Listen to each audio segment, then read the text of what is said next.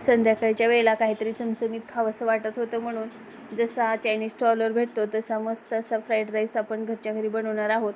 त्याच्यासाठी इथे मी सगळ्या भाज्या घेतलेल्या आहेत, त्या स्वच्छ धुवून घेतल्या अगोदर. त्याच्यानंतर छान अशा कट करून घेतल्या आणि घरी बनवलेली शेजवान चटणी होती तीही काढून घेतली.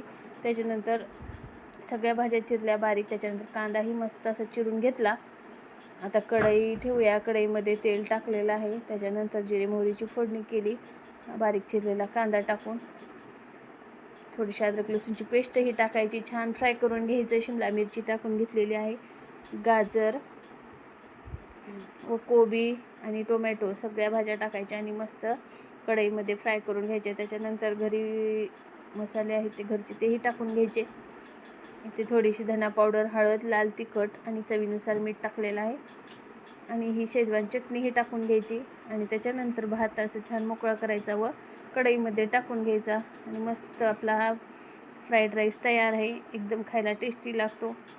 तर हा फ्राईड राईस तुम्ही असा करून बघा. आवडला असेल तर लाईक, शेअर आणि सबस्क्राईब करा. थँक्यू.